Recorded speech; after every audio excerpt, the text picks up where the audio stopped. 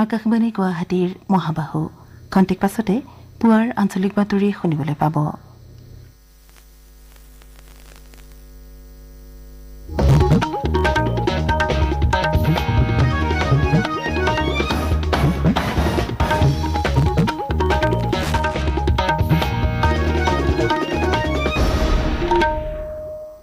এয়া আকাশবাণী গুৱাহাটী পুৱাৰ আঞ্চলিক বাতৰি পঢ়িছো পুলক গগৈয়ে। এতিয়াৰ প্ৰধান বাতৰিসমূহ হ'ল লোকসভা নিৰ্বাচনৰ ফলাফল ঘোষণাৰ পাছতেই এনডিএ মিত্ৰজোঁটৰ চৰকাৰ গঠনক লৈ তৎপৰতা। নৰেন্দ্ৰ মোদীক এনডিএৰ মিত্ৰজোঁটৰ নেতা হিচাপে সৰ্বসন্মতিক্ৰমে বাছনি। লোকসভা নিৰ্বাচনত একেৰাহে তৃতীয়বাৰৰ বাবে জয়লাভ কৰাৰ বাবে প্ৰধানমন্ত্ৰী নৰেন্দ্ৰ মোদী আৰু তেওঁৰ দললৈ বিশ্বৰ বিভিন্ন দেশৰ নেতাৰ অভিনন্দন। মুখ্যমন্ত্ৰী ডঃ হিমন্ত বিশ্ব শৰ্মাৰ অধ্যক্ষতাত আজি ৰাজ্য চৰকাৰৰ গুৰুত্বপূৰ্ণ কেবিনেট বৈঠক। ICC T20 বিশ্বকাপ ক্ৰিকেট প্ৰতিযোগিতাৰ যোৱা নিশা অনুষ্ঠিত গ্ৰুপ পৰ্যায়ৰ এখন খেলত আয়াৰলেণ্ডৰ বিৰুদ্ধে ভাৰতৰ 8 উইকেটত জয়লাভ আৰু ফ্ৰেঞ্চ অপেন টেনিছ প্ৰতিযোগিতাৰ পুৰুষৰ ডাবলছৰ ছেমি ফাইনেলত আজি ৰোহন বাপান্না মেথিউ এবডেনৰ যুটি সিমন ববেলি আৰু এণ্ডিয়া ভাভাচৰিৰ বিৰুদ্ধে অৱতীৰ্ণ। এতিয়া শুনক বিতং বাতৰি। লোকসভা নিৰ্বাচনৰ ফলাফল ঘোষণাৰ পাছতে এনডিএ মিত্ৰজোঁটৰ চৰকাৰ গঠনক লৈ তৎপৰতা বৃদ্ধি পাইছে। এনডিএ মিত্ৰজোঁটে প্ৰধানমন্ত্ৰী নৰেন্দ্ৰ মোদীক কালি মিত্ৰজোঁটৰ নেতা হিচাপে সৰ্বসন্মতিক্ৰমে বাছনি কৰে। প্ৰধানমন্ত্ৰী নৰেন্দ্ৰ মোদীৰ নতুন দিল্লীৰ বাসগৃহত কালি অনুষ্ঠিত এনডিএৰ নেতাসকলৰ বৈঠকত প্ৰধানমন্ত্ৰী মোদীৰ নেতৃত্বত এনডিএ চৰকাৰৰ অধীনত বিগত 10 বছৰত সকলো ক্ষেত্ৰত সামগ্ৰিক বিকাশ হোৱা বুলি উল্লেখ কৰি এটা প্ৰস্তাৱ গ্ৰহণ কৰা হয়। প্ৰস্তাৱটোত লগতে দেশৰ জনসাধাৰণে 6টা দশকৰ পাছত একেৰাহে তৃতীয়বাৰৰ বাবে এগৰাকী শক্তিশালী নেতা নিৰ্বাচিত হৈছে।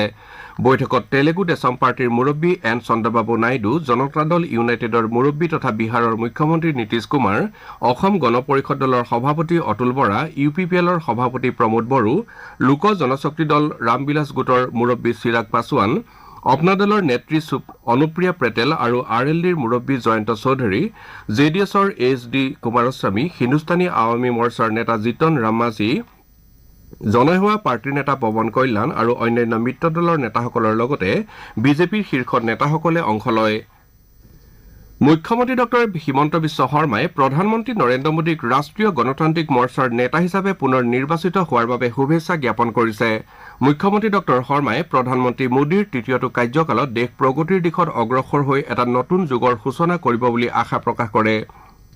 অগপৰ সভাপতি তথা ৰাজ্য চৰকাৰৰ মন্ত্ৰী অতুল বৰাই প্ৰধানমন্ত্ৰী মোদীক এনডিএৰ নেতা হিচাপে পুনৰ নিৰ্বাচিত হোৱাৰ বাবে শুভেচ্ছা জ্ঞাপন কৰিছে। শ্ৰীবৰাই তৃতীয়বাৰৰ প্ৰধানমন্ত্ৰীৰ আসনত অধিষ্ঠিত হৈ শ্ৰীমোদীয়ে অসমৰ বিকাশ যাত্ৰাত নৰূপ দিব বুলি আশা প্ৰকাশ কৰে। ইফালে কংগ্ৰেছৰ সভাপতি মল্লিকাৰ্জুন খাৰ্গেৰ নতুন দিল্লীৰ বাসগৃহত কালি INDI মিত্ৰজোঁটৰ নেতাসকলৰ এখন বৈঠকত মিলিত হয়। এই বৈঠকত কংগ্ৰেছ দলৰ ৰাষ্ট্ৰীয় সভাপতিগৰাকীয়ে মিত্ৰ দলসমূহক ধন্যবাদ জ্ঞাপন কৰে। তেওঁ লগতে এইবাৰৰ নিৰ্বাচনী ফলাফল প্ৰধানমন্ত্ৰী নৰেন্দ্ৰ মোদী আৰু বিজেপিৰ বাবে বৃহৎ ৰাজনৈতিক ক্ষতি বুলি অভিহিত কৰাৰ লগতে এয়া স্পষ্ট নৈতিক পৰাজয় বুলি মন্তব্য কৰে।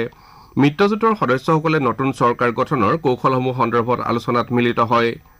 ইফালে ৰাষ্ট্ৰপতি শ্ৰীমতী দ্ৰৌপদী মুৰ্মুৱে সপ্তদশ লোকসভা ভংগ কৰাৰ কথা ঘোষণা কৰে। লোকসভা নিৰ্বাচনত একেৰাহে তৃতীয়বাৰৰ বাবে জয়লাভ কৰাৰ বাবে প্ৰধানমন্ত্ৰী নৰেন্দ্ৰ মোদী আৰু তেওঁৰ দলক বিশ্বৰ বিভিন্ন দেশৰ নেতাসকলে অভিনন্দন জনাইছে। আমেৰিকা যুক্তৰাষ্ট্ৰৰ ৰাষ্ট্ৰপতি জো বাইডেনে প্ৰধানমন্ত্ৰী মোদী, এনডিএ মিত্ৰজোঁট আৰু প্ৰায় 65 কোটি ভোটদাতাক এই ঐতিহাসিক জয়ৰ বাবে ওলগ জনাইছে। শ্ৰী বাইডেনে সামাজিক মাধ্যমযোগে কয় যে উমৈহতীয়া ভৱিষ্যতৰ অসীমিত সম্ভাৱনাৰ সদ্ব্যৱহাৰৰ বাবে দুয়োখন দেশৰ মাজৰ বন্ধুত্ব ক্ৰমাৎ বৃদ্ধি পাইছে। ব্ৰিটেইনৰ প্ৰধানমন্ত্ৰী ঋষি সুনাকে কালি প্ৰধানমন্ত্ৰী মোদীক অভিনন্দন জ্ঞাপন কৰে। শ্ৰী সুনাকে সামাজিক মাধ্যমৰ এটা পোষ্টত কয় যে ভাৰত আৰু ব্ৰিটেইনৰ মাজত ঘনিষ্ঠ সম্পৰ্ক আছে আৰু এই সম্পৰ্ক আগলৈ অব্যাহত থাকিব। ৰাছিয়াৰ ৰাষ্ট্ৰপতি ভ্লাডিমিৰ পুটিনেও শ্ৰী মোদীক অভিনন্দন জনাইছে। শ্ৰী পুটিনে কয় যে নিৰ্বাচনী ফলাফলে পুনৰ শ্ৰী মোদীৰ ব্যক্তিগত উচ্চ ৰাজনৈতিক কৰ্তৃত্ব, ভাৰতৰ আৰ্থসামাজিক বিকাশ ত্বৰান্বিত কৰাৰ প্ৰতি সমৰ্থন আৰু বিশ্ব পৰ্যায়ত নিজৰ স্বাৰ্থ ৰক্ষাৰ কথাকে প্ৰতিফলিত কৰিছে। তেওঁ কয় যে ৰাছিয়াই ভাৰতৰ সৈতে কৌশলগত সহযোগিতা সুদৃঢ় কৰাত বিশেষ গুৰুত্ব আৰোপ কৰে। ইফালে সংযুক্ত আৰব আমিৰি ৰাষ্ট্ৰ UAEৰ ৰাষ্ট্ৰপতি Sheikh Mohammed bin Zayed Al নাহেনে ভাৰতক প্ৰগতি আৰু বিকাশৰ পথলৈ লৈ যোৱাৰ ক্ষেত্ৰত শ্ৰী মোদীৰ সফলতা কামনা কৰিছে। কোৰিয়া গণৰাজ্যৰ ৰাষ্ট্ৰপতি ইউন চুক ইয়েলেও সামাজিক মাধ্যমৰ এটা পোষ্টত কৈছে যে লোকসভা নিৰ্বাচনৰ ফলাফলে শ্ৰী মোদীৰ অভূতপূৰ্ব নেতৃত্বৰ প্ৰতি ভাৰতৰ আস্থাৰ কথাকে প্ৰতিফলিত কৰিছে একেদৰে ইউৰোপীয় পৰিষদৰ অধ্যক্ষ চাৰ্লছ মিচেলে ইউৰোপীয় সংঘই ভাৰতৰ সৈতে কৌশলগত সহযোগিতা অধিক সুদৃঢ় কৰাৰ প্ৰক্ৰিয়া অব্যাহত ৰাখিবলৈ আগ্ৰহী বুলি প্ৰকাশ কৰিছে ইয়াৰ পূৰ্বে ইটালী মৰিছাছ ভূটান নেপাল মালদ্বীপ শ্ৰীলংকা কমৰছ লিথুৱেনিয়া কেনিয়া চেক গণৰাজ্য Serbia Nigeria Spain Iran Ukraine আৰু মালয়েছিয়াকে ধৰি বিশ্বৰ কেইবাখনো দেশৰ নেতৃবৰ্গই প্ৰধানমন্ত্ৰীক ওলগ জনায় ইপিনে নৰেন্দ্ৰ মোদীৰ সকলো নেতাকে ধন্যবাদ জ্ঞাপন কৰি তেওঁলোকৰ সৈতে সহযোগিতা বৃদ্ধিৰ বাবে একেলগে কাম কৰিবলৈ আগ্ৰহী বুলি প্ৰকাশ কৰিছে মুখ্যমন্ত্ৰী ডক্টৰ হিমন্ত বিশ্ব শৰ্মাৰ অধ্যক্ষতাত আজি ৰাজ্য চৰকাৰৰ এখন গুৰুত্বপূৰ্ণ কেবিনেট বৈঠক অনুষ্ঠিত হ'ব দিছপুৰৰ মুখ্যমন্ত্ৰীৰ কাৰ্যালয়ৰ লোকসেৱা ভৱনত দিনৰ 11 বজাত এই বৈঠকখন অনুষ্ঠিত হ'ব বৈঠকত কেইবাটাও গুৰুত্বপূৰ্ণ বিষয় সন্দৰ্ভত আলোচনা কৰাৰ সম্ভাৱনা আছে এই বৈঠকৰ পিছতে এখন সংবাদমেল অনুষ্ঠিত হ'ব বুলি মুখ্যমন্ত্ৰীৰ কাৰ্যালয়ৰ সূত্ৰই জানিবলৈ দিছে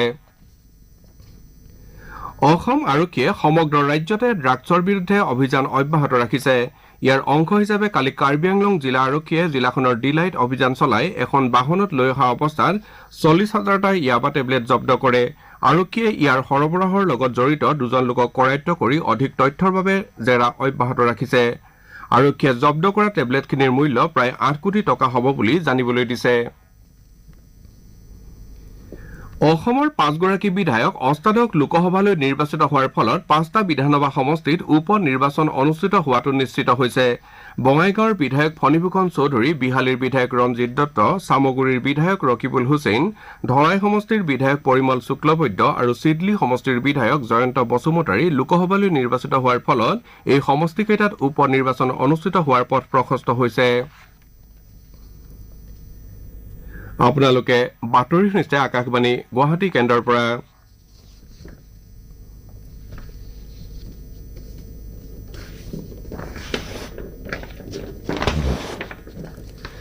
ভাৰতীয় জনতা পাৰ্টিয়ে লোকসভা নিৰ্বাচনত অসমৰ 9খন আসন দখল কৰাৰ বাবে বিজেপিৰ ৰাজ্যিক সভাপতি ভৱেশ কলিতাই অসমবাসীক ধন্যবাদ জ্ঞাপন কৰে বাজপেয়ী ভৱনত কালি অনুষ্ঠিত এখন সংবাদমেলত বিজেপিৰ ৰাজ্যিক সভাপতি শ্ৰী কলিতাই লগতে মিত্ৰজোঁটৰ আন ৰাজনৈতিক দলকো ধন্যবাদ জ্ঞাপন কৰে তেওঁ লগতে কয় যে 2026 চনৰ বিধানসভা নিৰ্বাচনত বিজেপিয়ে শতাধিক আসন লাভৰ লক্ষ্যৰে অৱতীৰ্ণ হ'ব সদ্যসমাপ্ত লোকসভা নিৰ্বাচনত বিজেপি নেতৃত্বাধীন এনডিএ ৰাজ্যৰ 96টা বিধানসভা সমষ্টিত ভোট লাভৰ দিশত শীৰ্ষস্থানত আছে বুলি তেওঁ মন্তব্য কৰে তেওঁ লগতে কয় যে ৰাজ্যৰ 5টা বিধানসভা সমষ্টিত হ'বলগীয়া উপ নিৰ্বাচন সন্দৰ্ভত কেন্দ্ৰত চৰকাৰ গঠনৰ পাছতেই আলোচনা কৰা হ'ব ইফালে অসম প্ৰদেশ কংগ্ৰেছ কমিটিৰ সভাপতি ভূপেন বৰাই নিৰ্বাচনী ফলাফলৰ পাছতে ৰাজ্যক ধন্যবাদ জ্ঞাপন কৰে আশা কৰা অনুযায়ী আসন লাভ নকৰিলেও এই নিৰ্বাচনত কংগ্ৰেছৰ নৈতিক জয় হোৱা বুলি শ্ৰী বৰাই প্ৰকাশ কৰে 2026 চনৰ বিধানসভা নিৰ্বাচনত বিজেপিক প্ৰতিহত কৰিবৰ বাবে আঞ্চলিক দলসমূহক বিৰোধী ঐক্যমঞ্চত যোগ দিবলৈ তেওঁ আহ্বান জনায় যোৰহাট লোকসভা সমষ্টিৰ নৱ নিৰ্বাচিত সাংসদ গৌৰৱ গগৈয়ে কালি মাজুলীবাসী আৰু দলীয় নেতাকৰ্মীক ধন্যবাদ জনায় মাজুলীৰ ৰাজীৱ ভৱনত জিলা কংগ্ৰেছ আৰু যুৱ কংগ্ৰেছৰ বিষয়ববীয়াৰ পৰা সম্বৰ্ধনা গ্ৰহণ কৰি মাজুলীৰ পৰা 2026ত দিছপুৰ দখলৰ প্ৰণ গ্ৰহণ কৰা বুলি গগৈয়ে প্ৰকাশ কৰে তেওঁ লগতে মাজুলীৰ বিজেপিৰ বিধায়ক ভুৱন গামক সমালোচনা কৰে মানস ৰাষ্ট্ৰীয় উদ্যানৰ প্ৰৱেশদ্বাৰ কালিৰে পৰা দেশী বিদেশী পৰ্যটকৰ বাবে বন্ধ কৰা হয় অৱশ্যে অহা 20 জুনলৈ ৰাষ্ট্ৰীয় উদ্যানখনৰ বাঁহবাৰীৰ পৰা মথনগুৰিলৈ যোৱা পথছোৱা আৰু মথনগুৰি হেৰিটেজ চেণ্টাৰৰ লগতে নৈসৰ্গিক দৃশ্য উপভোগ কৰিব পাৰিব প্ৰতিকূল বতৰৰ বাবে ৰাষ্ট্ৰীয় উদ্যানখন প্ৰতি বছৰে 3 মাহৰ বাবে বন্ধ ৰখা হয় নিউয়ৰ্কৰ নাছাউ কাউন্টি আন্তঃৰাষ্ট্ৰীয় ক্ৰিকেট ষ্টেডিয়ামত যোৱা নিশা অনুষ্ঠিত ICC T20 বিশ্বকাপ ক্ৰিকেট প্ৰতিযোগিতাৰ গ্ৰুপ পৰ্যায়ৰ এখন খেলত ভাৰতে আয়াৰলেণ্ডক 8 উইকেটত পৰাস্ত কৰে খেলখনত প্ৰথমে বেট ধৰাৰ আমন্ত্ৰণ লাভ কৰি আয়াৰলেণ্ডে 16 অভাৰত আটাইকেইটা উইকেট হেৰুৱাই 96 ৰান সংগ্ৰহ কৰে ভাৰতৰ হৈ হাৰ্দিক পাণ্ডিয়াই 3টা উইকেট দখল কৰাৰ বিপৰীতে জসপ্ৰীত বুমৰাহ আৰু অৰ্শদীপ সিঙে 2টাকৈ উইকেট লাভ কৰে প্ৰত্যুত্তৰত ভাৰতে 12 অভাৰ আৰু 2টা বলত অধিনায়ক ৰোহিত শৰ্মাৰ 52 আৰু ঋষভ পন্তৰ 36 ৰানৰ সহায়ত 2টা উইকেট হেৰুৱাই বিজয় লক্ষ্যত অতিক্ৰম কৰে প্ৰতিযোগিতাৰ গ্ৰুপ পৰ্যায়ৰ পৰৱৰ্তী খেল দুখনত ভাৰত অহা 9 আৰু 12 জুনত ক্ৰমে পাকিস্তান আৰু সহ আয়োজক আমেৰিকা যুক্তৰাষ্ট্ৰৰ বিৰুদ্ধে অৱতীৰ্ণ হ'ব ভাৰতীয় দলটো ফ্লৰিডাত 15 জুনত গ্ৰুপ পৰ্যায়ৰ অন্তিমখন খেলত কানাডাৰ মুখামুখি হ'ব ভাৰতৰ ৰোহন বোপান্না আৰু অষ্ট্ৰেলিয়াৰ মেথিউ এব্ৰেনাৰ যুটিটো আজি ফ্ৰেঞ্চ অপেন টেনিছ প্ৰতিযোগিতাৰ পুৰুষৰ ডাবলছৰ ছেমিফাইনেলত একাদশ বাছনিপ্ৰাপ্ত ইটালীৰ চিমন বেবেলি আৰু এণ্ড্ৰিয়া ভাভাচৰিৰ বিৰুদ্ধে অৱতীৰ্ণ হ'ব। বোপান্না আৰু এব্ৰেনৰ যুটিটোৱে কালি অনুষ্ঠিত কোৱাৰ্টাৰ ফাইনেলত দশম বাছনিপ্ৰাপ্ত বেলজিয়ামৰ চেণ্ডাৰ গিলে আৰু জৰেন ভিয়েগেনৰ যুটিটোক 7-6, 5-7, 6-1 ছেটত পৰাস্ত কৰে। ইণ্ডোনেছিয়া অপেন ছুপাৰ 1000 বেডমিণ্টন প্ৰতিযোগিতাৰ পুৰুষৰ ডাবলছৰ প্ৰথম ৰাউণ্ডত আজি ভাৰতৰ চিৰাগ ছেত্ৰী আৰু সাত্বিক সাইৰাজ ৰনকি ৰেড্ডীৰ যুটিটো মালয়েছিয়াৰ ৱে চংমেন আৰু কাওউণ্টিৰ সন্মুখীন হ'ব। পুৰুষৰ ছিংগলছৰ দ্বিতীয় ৰাউণ্ডত আজি লক্ষ্য সেন জাপানৰ কেণ্টা নিশিমোটা আৰু প্ৰিয়াংশ ৰাজাৱত থাইলেণ্ডৰ কুনলাভুত ভিটিডছানৰ মুখামুখি হ'ব। পি ভি সিন্ধু কালি প্ৰতিযোগিতাৰ প্ৰথম ৰাউণ্ডত চীনা টাইপেৰ প্ৰতিদ্বন্দ্বীৰ হাতত পৰাস্ত হৈছে। অৱশ্যে ভাৰতৰ অশ্বিনী পোনাপ্পা আৰু তানিশা ক্ৰাষ্টৰ যুটিটো মহিলাৰ ডাবলছৰ দ্বিতীয় ৰাউণ্ডলৈ অগ্ৰসৰ হৈছে। ভাৰতীয় যুটিটোৱে প্ৰথম ৰাউণ্ডত কানাডাৰ জেকি ডেন্ট আৰু ক্ৰিষ্টেল লাইক 21-15, 21-15 গেমত পৰাস্ত কৰে। ইপিনে মহিলাৰ ডাবলছত তৃষা জলি আৰু গায়ত্ৰী গোপীচন্দৰ যুটিটোৰ লগতে পুৰুষৰ ছিংগলছত প্ৰিয়াংশু ৰাজাৱত আৰু লক্ষ্য সেন পৰৱৰ্তী ৰাউণ্ডত প্ৰৱেশ কৰিছে। একেদৰে মিক্স ডাবলছত বি সুমিত ৰেড্ডী আৰু এন চিক্কি ৰেড্ডীৰ যুটিটো দ্বিতীয় ৰাউণ্ডলৈ অগ্ৰসৰ হৈছে। মহিলাৰ ডাবলছত গায়ত্ৰী গোপীচান্দ আৰু তৃষা জলিৰ যুটিটো জাপানৰ ৱাকানা নাগাহাৰা আৰু মায়ু মাটছুমটোৰ বিৰুদ্ধে আৰু অশ্বিনী পোনাপ্পা আৰু তানিশা ক্ৰাষ্টৰ যুটিটো কোৰিয়াৰ লি চু হি আৰু বেক হানাৰ বিৰুদ্ধে অৱতীৰ্ণ হ'ব। দুয়োখন খেলেই আজি অনুষ্ঠিত হ'ব। ইপিনে মিক্স ডাবলছৰ দ্বিতীয় ৰাউণ্ডত আজি সুমিত ৰেড্ডী আৰু এন চিক্কি ৰেড্ডী চীনৰ ঝেং চি ৱে আৰু হুৱাইঙা কুয়ঙৰ বিৰুদ্ধে অৱতীৰ্ণ হ'ব।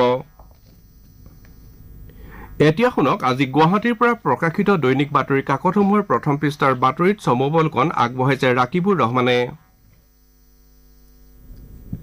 ৰাজ্যৰ 2,40,000 ভোটাৰে শেহতীয়া লোকসভা নিৰ্বাচনত 14টা সমষ্টিত এজনো প্ৰাৰ্থীক পচন্দ নকৰি নটাৰ বুটাম টিপাৰ বাতৰিক দৈনিক অসম কাকতে প্ৰথম পৃষ্ঠাত প্ৰকাশ কৰিছে। ৰাষ্ট্ৰপতি শ্ৰীমতী দ্ৰৌপদী মুৰ্মুক সাক্ষাৎ কৰি কালি প্ৰধানমন্ত্ৰী নৰেন্দ্ৰ মোদীয়ে পদত্যাগ পত্ৰ অৰ্পণৰ পাছতে ৰাষ্ট্ৰপতিয়ে সপ্তদশ লোকসভা ভংগ কৰাৰ বাতৰিক দি আছাম ট্ৰিবিউন কাকতে প্ৰথম পৃষ্ঠাত স্থান দিছে। লোকসভা নিৰ্বাচনৰ দিনা ভাৰতীয় শ্বেয়াৰ বজাৰত হোৱা পতনৰ অন্ত পৰি কালি চেনছেক্স 2,303 পইণ্ট আৰু নিফটি 735 পইণ্ট ঊৰ্ধগামী হোৱাৰ বাতৰিক দৈনিক জনভূমি কাকতে প্ৰথম পৃষ্ঠাত প্ৰকাশ কৰিছে। ব্ৰিটিছ দূতাবাসৰ সহযোগত লণ্ডনত অনুষ্ঠিত হ'বলগীয়া জয়পুৰ সাহিত্য উৎসৱ লণ্ডন 2024ত অংশগ্ৰহণৰ বাবে অসমৰ বিশিষ্ট সাহিত্যিক সাংবাদিক অনুৰাধা শৰ্মা পূজাৰীয়ে আমন্ত্ৰণ লাভৰ বাতৰিক অসমীয়া প্ৰতিদিন কাকতে প্ৰথম পৃষ্ঠাত স্থান দিছে। সুৰা নীতি কেলেংকাৰীত কাৰাৰুদ্ধ দিল্লীৰ মুখ্যমন্ত্ৰী অৰবিন্দ কেজৰিৱালৰ অন্তৱৰ্তীকালীন জামিন আবেদন ৰ'জ এভিনিউ আদালতে খাৰিজ কৰি ন্যায়িক জিম্মাৰ ম্যাদ বৃদ্ধি কৰাৰ বাতৰিক দ্য চেণ্টিনেল কাকতে প্ৰথম পৃষ্ঠাত প্ৰকাশ কৰিছে। লোকসভা নিৰ্বাচনত অংশ লৈ সাংসদ হিচাপে নিৰ্বাচিত হোৱা ডিব্ৰুগড় কেন্দ্ৰীয় কাৰাগাৰত বন্দী খালিস্তানপন্থী বিদ্ৰোহী নেতা অমৃতপাল সিঙক তেখেতৰ পত্নীয়ে কালি অধিবক্তাসহ সাক্ষাৎ কৰাৰ বাতৰিক আমাৰ অসম কাকতে প্ৰথম পৃষ্ঠাত স্থান দিছে। এইবাৰ লোকসভা নিৰ্বাচনত মাত্ৰ 25 বছৰ বয়সতেই দেশৰ 4গৰাকী প্ৰাৰ্থীয়ে সাংসদ হিচাপে নিৰ্বাচিত হোৱাৰ বাতৰিক দৈনিক অগ্ৰদূত কাকতে প্ৰথম পৃষ্ঠাত প্ৰকাশ কৰিছে। বৰপেটা লোকসভা সমষ্টিৰ পৰা সাংসদ হিচাপে নিৰ্বাচিত অসম গণ পৰিষদৰ প্ৰাৰ্থী ফণীভূষণ চৌধুৰীক আমবাৰীস্থিত দলৰ মুখ্য কাৰ্যালয়ত সম্বৰ্ধনা জ্ঞাপন কৰাৰ বাতৰিক অসমীয়া খবৰ কাকতে প্ৰথম পৃষ্ঠাত স্থান দিছে। লোকসভা নিৰ্বাচনৰ ফলাফল ঘোষণাৰ পাছতে ৰাজ্যত প্ৰতি লিটাৰ পেট্ৰলত 1.02 টকা আৰু প্ৰতি লিটাৰ ডিজেলত 1.01 টকাকৈ বৃদ্ধি হোৱাৰ বাতৰিক নিয়মীয়া বাৰ্তা কাকতে প্ৰথম পৃষ্ঠাত প্ৰকাশ কৰিছে। এয়াই আছিল আজি প্ৰকাশিত কাকতসমূহৰ প্ৰথম পৃষ্ঠাৰ বাতৰিত চম অৱলোকন। বাতৰি শেষ কৰাৰ পূৰ্বে প্ৰধান বাতৰি কেইটামান আকৌ এবাৰ পঢ়ি দিছো। লোকসভা নিৰ্বাচনৰ ফলাফল ঘোষণাৰ পাছতেই এনডিএ মিত্ৰজোঁটৰ চৰকাৰ গঠনক লৈ তৎপৰতা। নৰেন্দ্ৰ মোদীক এনডিএৰ মিত্ৰজোঁটৰ নেতা হিচাপে সৰ্বসন্মতিক্ৰমে বাছনি। লোকসভা নিৰ্বাচনত একেৰাহে তৃতীয়বাৰৰ বাবে জয়লাভ কৰাৰ বাবে প্ৰধানমন্ত্ৰী নৰেন্দ্ৰ মোদী আৰু তেওঁৰ দললৈ বিশ্বৰ বিভিন্ন দেশৰ নেতাৰ অভিনন্দন। মুখ্যমন্ত্ৰী ডঃ হিমন্ত বিশ্ব শৰ্মাৰ অধ্যক্ষতাত আজি ৰাজ্য চৰকাৰৰ গুৰুত্বপূৰ্ণ কেবিনেট বৈঠক। আৰু ICC T20 বিশ্বকাপ ক্ৰিকেট প্ৰতিযোগিতাৰ যোৱা নিশা অনুষ্ঠিত গ্ৰুপ পৰ্যায়ৰ এখন খেলত আয়াৰলেণ্ডৰ বিৰুদ্ধে ভাৰতৰ 8 উইকেটত জয়লাভ আমাৰ এতিয়াৰ বাতৰি ইমানতে শেষ হ'ল